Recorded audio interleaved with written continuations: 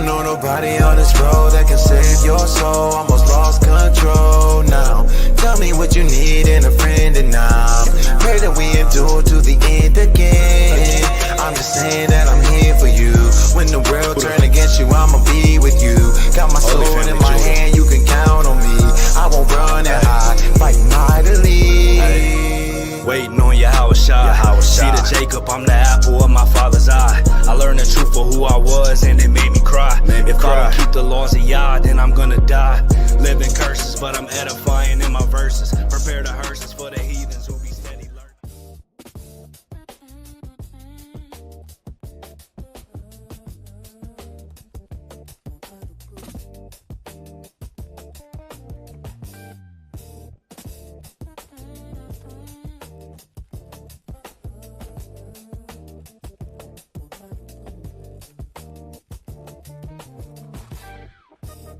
By Shema Mashiach, woman like O.F.I. Tonight we're gonna touch on a topic through the spirit and power, that's been going on for a minute. A lot of people think that and don't understand the difference between cussing, a curse, and profanity, right? So through the spirit and power, Yahweh Shem Yahushai, we trying to bring out more edifying understanding on, what's sin and what's not sin. Because obviously you might hear a lot of people saying to cuss is a sin. And we don't want to be adding to the law or diminishing from the law. It says, add not to the law nor diminish aught from it. So we want to rightly divide the word of truth and not be lying on the scriptures, and keep things, in their proper understanding, right? So, getting right into it. Definitions of curse, profane, swear, and newspeak. In modern day times, we have been repeatedly brought up to believe that cussing is wrong, all right? However, if we look at the original definition of the words we consider to define cussing, right? Your 4-letter words, your 5-letter words, those type of things, we will see that the words originally did not mean what we claim them to mean today. The tampering of these original definitions is called newspeak. A lot of y'all probably never heard of those definitions of newspeak. So newspeak is tampering with the etymology of the words. Now, the reason why this is very important, right, is that I'm gonna get this quick precept. You don't want to be adding to the word of God, all right? Deuteronomy 4:2 says, ye shall not add unto the word which I command you, neither shall ye diminish aught from it, that ye may keep the commandments of Yahweh your God, which I command you.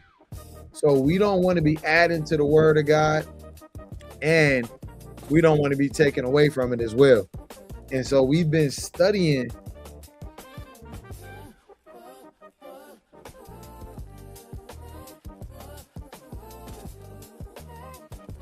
will say, hey, don't, you sinning because you cussing.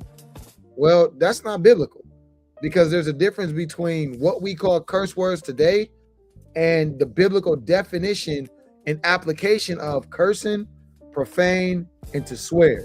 So once again, the definition of newspeak: deliberately ambiguous and contradictory language used to mislead and manipulate the public. So saying that damn, excuse my language, shit, the F word, the bitch, those aren't curse words, y'all. Those aren't sins, right? From that perspective. Manner of official speech which serves political purposes by hiding or twisting the truth, coined in George Orwell's book 1984. Ambiguous euphemistic language used chiefly in political propaganda. That's what newspeak is, y'all. Only in modern times have the original definitions of curse, profane, and swear been tampered with and revised to include the Western modern day concept of cussing and cuss words. This tampering is called newspeak, all right? So this isn't sin, y'all. Now, It can be sin in terms of the application of it, right? Now, if you're using a so-called cuss word in a manner to slander, somebody's name, that could go into sin, right? Which I'll get into that. Like for instance, if you're like, put it this way, the F word, right? The F word is used in a context for sexual intercourse. So if you saying that somebody effed somebody's wife, but they really didn't, then you are using that word in a sinful manner, because you're referring to saying that they committed sexual fornication and adultery with somebody's wife, but they didn't. So that's the context of utilizing the cuss word in a sinful manner. But just the F word in itself is not a sin, y'all. All right. So I'm gonna try to zoom this in a little bit. All right. So original definition of profane, because people say certain things are profanity. All right. People say certain things are profanity. So if you look at the original definition of profane, H2490, shalah, I believe that's how you say that in the Hebrew. To profane, defile, pollute, desecrate, to violate anything sacred, to treat with abuse, irreverence, obloquy, I think that's how you say that, or contempt, to desecrate, to pollute. So if you're saying 4-letter words, that's not biblically profaning, or polluting, or desecrating something that's sacred. With sacred will go into holy, right? Like profane in the temple. If you went into the temple unclean, you would be profaning the temple. All right. That's not the same as saying the B word, right? The BITCH word, treating sacred things with contempt, disrespect, irreverence, to put to a wrong or unworthy use, to debase, to abuse, to defile, not sacred or holy, unconsecrated, opposed to sacred, religious, or inspired. Like, for an example, you had certain kings like Nebuchadnezzar, for an example, when he took the children of Israel into captivity in Babylon, right? He took the holy vessels along with them, and the holy vessels were being used for profane. What? From that perspective, right? So moving on. The original definition of curse. So we went over profaning, which is to desecrate or to make something abominable that's holy. All right. Biblically speaking, in the Hebrew, shalah. So H779 arar is the definition of curse, is the word curse, arar. To curse, bind with the curse, execrate, to call upon divine or supernatural power to send injury upon, to imprecate evil upon, to execrate, right? I think that's how you say that word. The cause of great harm, evil, or misfortune. Evil pronounced or invoked upon another. That's a curse, right? A curse like Deuteronomy 28. Those are curses according to the Most High on the children of Israel. If I call you a-hole, I'm not bringing a curse on you. I'm not trying to invoke divine or supernatural power to send injury on you. So it's not a sin, right, to say these words. Cursing is the opposite of blessing. It means to invoke divine harm on someone or something. It is not saying bad words, all right? And a lot of these things have been put together by Christianity, and where they think that, cursing, swearing, and all these things are, going off, are making you be in sin. So original definition of swear, H7650, Shabbat, to swear, to take an oath, adjure, to utter or affirm with a solemn appeal to Yahweh for the truth of the declaration. So to declare a truth to Yahweh, to make an oath, to make a promise, threat, or resolve under oath, to put to an oath, to cause to take an oath. So if you're swearing, they say swear words.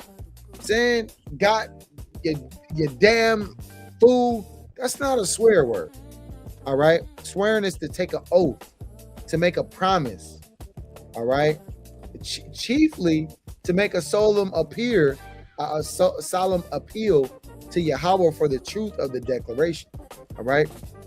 So to affirm or to utter a solemn declaration with an appeal to Yahweh for the truth of what is affirmed, to make a promise, threat, or resolve an oath, also to affirm solemnly by some sacred object.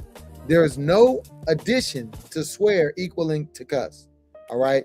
But in modern day terms, newspeak, as we said, is perceived to have that definition. This is newspeaks, right? The Most High does not change. Yahweh does not change. He authored the scriptures and gave us very clear instructions to show us his intentions and how we're able to conduct ourselves in a righteous manner. He does not change, and neither should definition change over time. Words mean what they were intended to mean, not modern day slang. So saying like cuss and all these things, that's not a cuss word, right? Because you say damn, the F word, the B word. Now you got to be apt to teach, and it's not expedient at all situations to use that. We read in Ecclesiastes, the 3rd chapter, there's a time and there's a place for everything. All right. So Malachi 3:6, for I am Yahweh, I change not. Therefore, ye sons of Jacob are not consumed. The Most High God didn't change these definitions in the scriptures or the application of what he intended these words to mean. So you're not in sin, right? In a broad sense, right? By just using these words. Hebrews 13:8, Yahweh Shai, or Jesus Christ as it reads, the same yesterday and today and forever.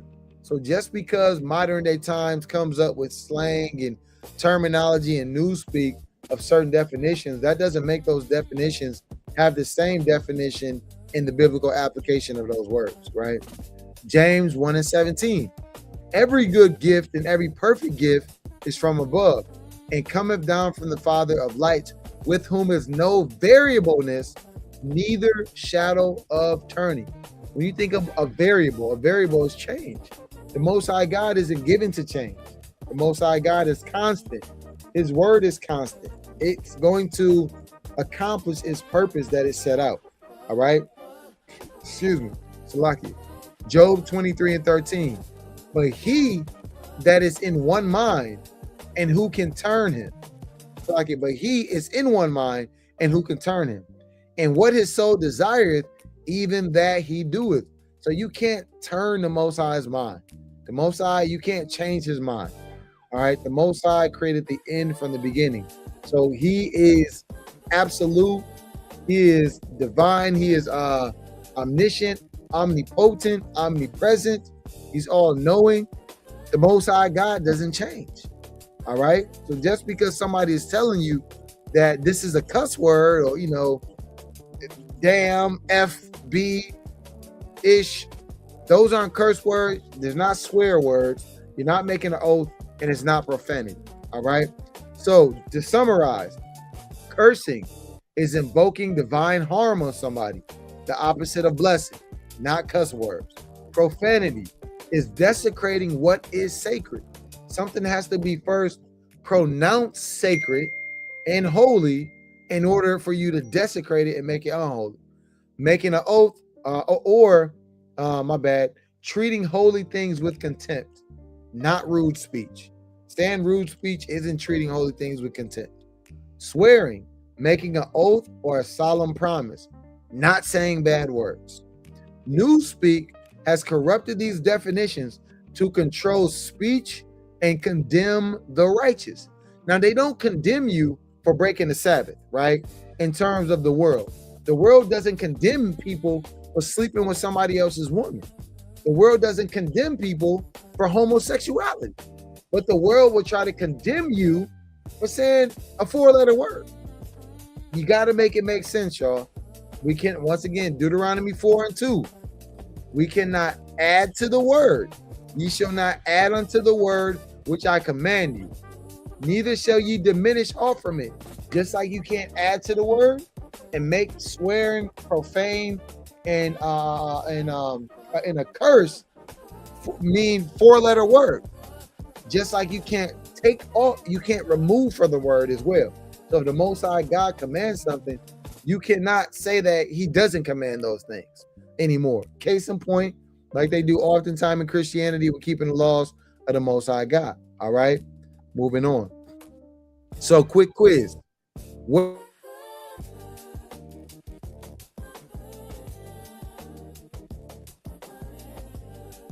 words? Speaking rudely to someone or using slang language. It's going to be desecrated. Bam. True or false? The Bible defines cussing as rude speech, and that is a sin. That is going to be false. The Bible never says, look, there's no law in the Bible that says rude speech or cuss words are a sin. Romans 4:15, where no law is, there is no transgression. And sin is the transgression of the law. So just how our beloved brother Paul is writing in his epistles to the Romans, if there's no law, where there's no law, sin is not imputed. All right.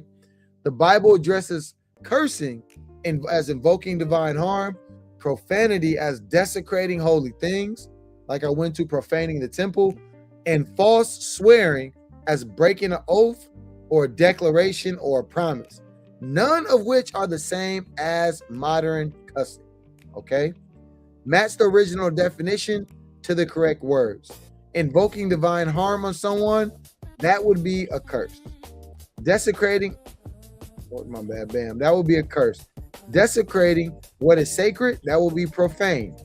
Making an oath or a solemn promise would be a swear. An ambiguous language used to mislead people based on definition is called newspeak. All right. Bam. What is newspeak? A new Bible translation? No. A modern slang used by young people? Incorrect. Deliberately ambiguous and contradictory language used to mislead and manipulate the public. That's what newspeak is. Bam. According to Malachi 3:6, what does Yahweh say about himself? He's always creating new things. He changes with the times. He does not change, or he adapts to modern culture. Yahweh does not change. Bam. True or false? The word swear originally meant to say bad word. That is false.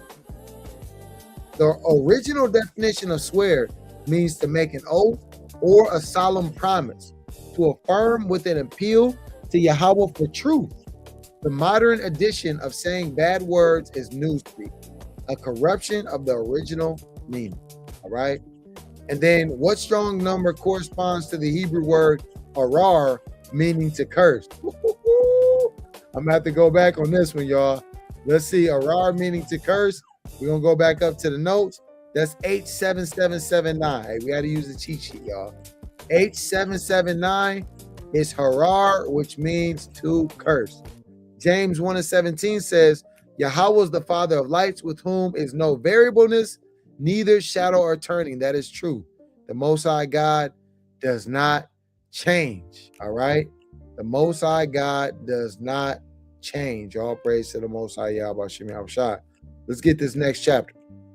So, Paul's rude speech and the apostles. Remember, Paul was cutting into people from time to time, right? Paul admitted that he spoke rudely, basely, and harshly.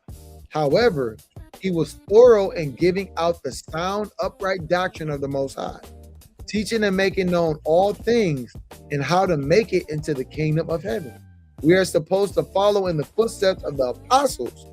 So let us see how they spoke. And don't get simple, family. When we say we're supposed to follow in the footsteps of the apostles, obviously they followed in the footsteps of Yahweh Shai, who followed in the instructions of Yahweh. So let's not get simple. 2 Corinthians 11:6. But though I be rude in speech, yet not in knowledge, but we have been thoroughly made manifest among you in all things. Because Paul was teaching. Sometimes he had to come rude. And he was cutting into people. Does that mean he was in sin for his rude speech? No, it doesn't. You got to think, Certain words they call cuss words like ass. That's in the scriptures. A donkey is an ass. If I call you a dumbass, that's not cussing. It talks about a dumbass in the scripture. So we got to keep things in a proper context. The Greek translation of the word rude, G2399, idiots. That's why you get people calling people an idiot, right? That's really a transliteration or translation of the word rude. It's like it. G2399. That's that Greek. From G2399, a private person, by implication, an ignoramus, an idiot, ignorant, rude, unlearned, right? And sometimes, like you say, though I may be rude in speech, not in knowledge. You got to think the apostles, like, these was degular brothers. And let's not get simple. These was everyday brothers.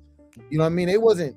Now, Paul was a master or doctor of the law under Gamaliel, but it's going to say, look, I might speak in a way that may offend you. All right? But that doesn't mean I'm in sin. The full meaning of idiotes, a private person, one not engaged in public affairs, a commoner, a plebeian, uneducated person, a layman, an amateur, one who is not in the know, it's like one who is not in the know and outside.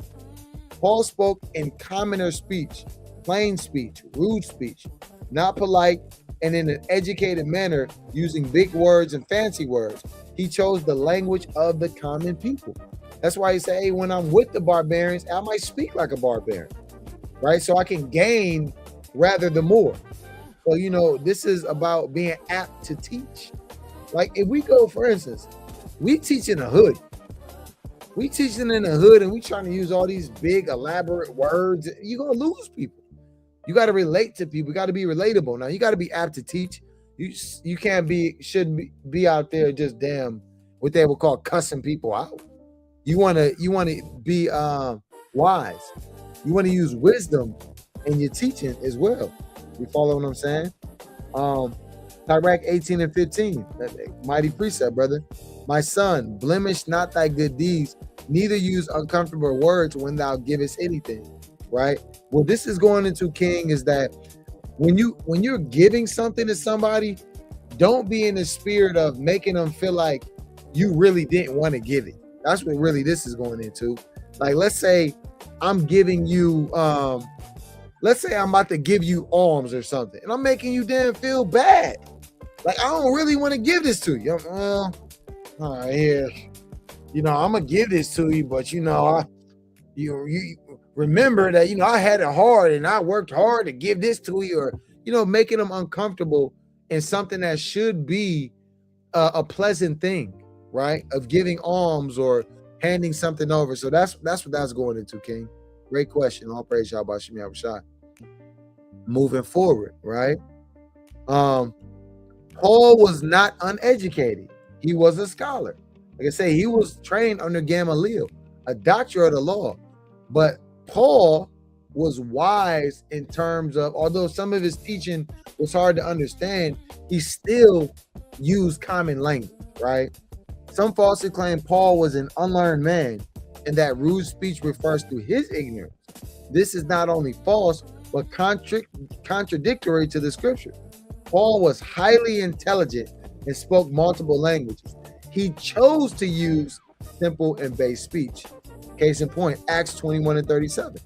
And as Paul was to be led into the castle, he said unto the chief captain, may I speak unto thee? Who said, can thou speak Greek? Now they thought Paul was an Egyptian, right? Can thou speak Greek?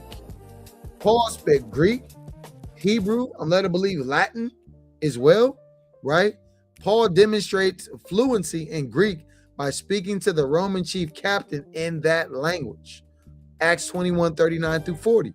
But Paul said, I am a man which am a Jew of Tarsus, a city in Cilicia. So Tarsus was a heavily Hellenized city, right?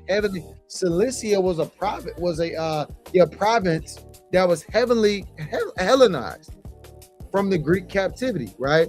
A citizen of no mean city, all right? And I beseech thee, suffer me to speak unto the people. And when he had given him a license, so like, let me read that smooth, slow down. And when he had given him license, Paul stood on the stairs and beckoned with the hand unto the people. And when there was made a great silence, he spake unto them in the Hebrew tongue, saying, so we see Paul spoke Greek, Paul spoke Hebrew.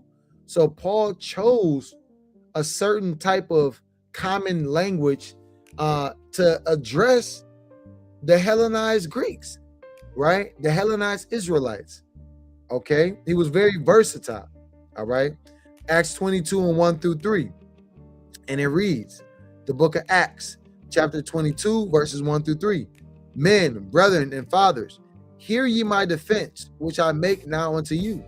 And when they heard that he spake in the Hebrew tongue to them, they kept the more silent, as he saith, I am verily a man which am a Jew, born in Tarsus, a city in Cilicia, yet brought up in this city at the feet of Gamaliel, and taught according to the perfect manner of the law of the fathers, and was zealous towards the Most High, as ye all are this day. So we demonstrated, although Paul was rude in speech, not in knowledge, he chose how to speak sometimes in a commoner language, right? That he may gain the more. He spoke Hebrew and was taught by Gamaliel. Paul spoke Hebrew and was tutored at the feet of Gamaliel, who was a master in the law, a Pharisee, and taught according to the perfect manner of the law, meaning he was a scholar of the law. All praise Yahweh Shem Yahushua. Acts 5 and 34. Then stood there up in the council a Pharisee named Gamaliel, a doctor of the law, had in reputation among all the people, and commanded to put the apostles forth a little space. So Gamaliel, who was Paul's teacher, mind you, it says, if you see a wise man, I'm gonna get this in Sirach. It says, wear down the foot of his door, right? Let me get this Sirach 6 and 36. Actually, I want to get it in the KJV. Hey, Sirach 6 and 36, and it reads, and if thou seest a man of understanding, get thee betimes unto him, and let thy foot wear the steps of his door.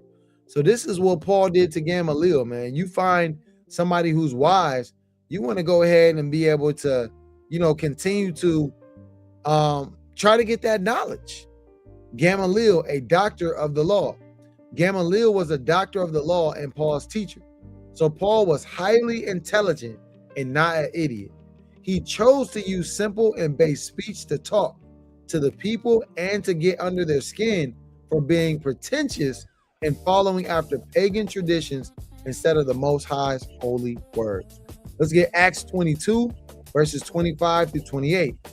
And as they bound him with thongs, Paul said unto the centurion that boldly stood, Paul said unto the centurion that stood by, is it lawful for you to scourge a man that is a Roman and uncondemned?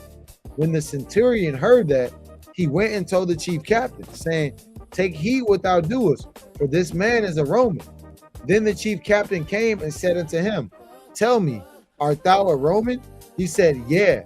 And the chief captain answered, with a great sum obtained I this freedom. And Paul said, but I was freeborn. Because in ancient Rome, you could be born free, or you could buy your freedom, right? From being a lower class, or you could buy your freedom from slavery. A lot of the gladiators, they actually, if they would win in the Colosseum, sometimes they had the opportunity is the word I'm looking for, to buy their freedom. So, you want to keep these things in mind in context. So he also spoke Latin as a Roman citizen. Paul was a Roman citizen by birth. He spoke Latin, the language of the elite and educated Romans. A man who spoke Greek, Hebrew, and Latin was no idiot.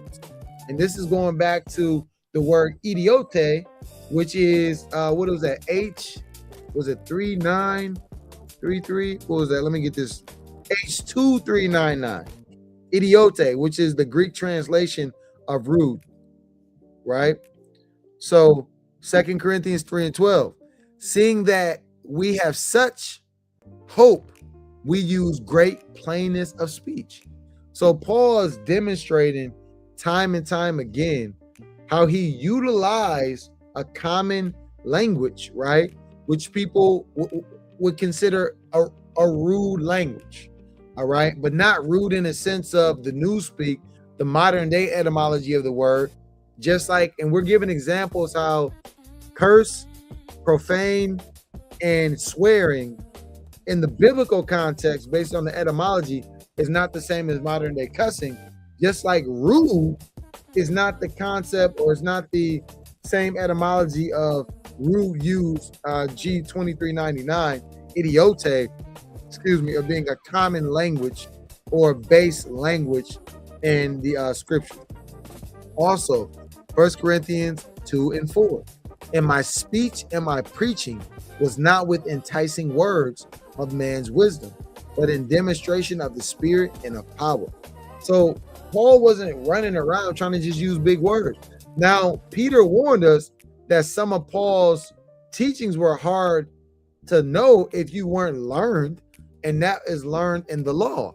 So although he wasn't using big words, if you weren't brought up in understanding the foundation, the law, which is why in Hebrews it says, if you want to be a teacher, you ought to be taught again. Let me get this. First learning the oracles, right? And the oracles, when you go into that, it goes into the law. All right. Man, let me get this real quick, because I want to show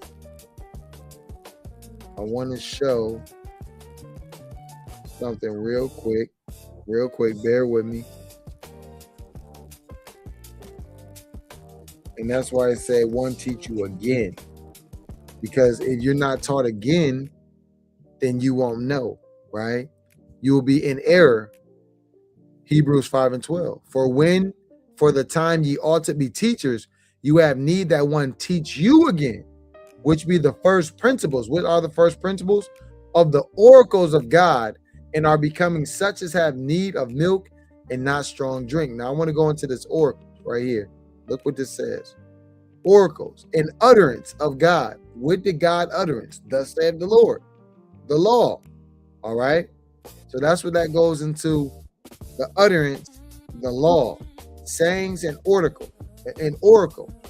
So you gotta learn. If you want to learn and be learned, you got to start with the foundation. You got to start with the oracles, with the laws, statutes, and commandments.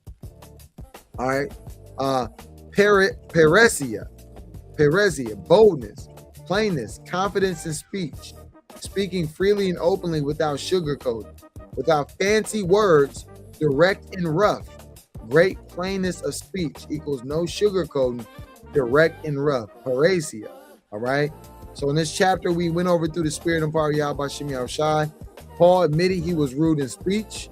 2 Corinthians 11:6, we went into that rude G2399, idiotes, meaning a private person, commoner, plain speaker, not an idiot. We demonstrated how Paul spoke Greek, Hebrew, and Latin, right? He was tutored under Gamaliel, a doctor of the law, Acts 5:34, 22 and 3. Paul chose to speak in a common, plain, rude speech, rough, harsh, unpolished. He used great plainness of speech, no sugarcoating, and his speech was not with enticing words or man's wisdom. So with that, we want to give all glory, power, and honor to the Most High God, Yahweh. We do so by Shem HaMashiach, woman like Yahushai, to the 12 tribes that are scattered abroad. Greetings, Most High willing. This has been a quick and concise Manna Mondays in terms of breaking down the difference between cussing, profane, and profanity, and showing examples through the precepts, through the language, and through the biblical context. Shalom in this Passover commemoration season. Kwam Yasha.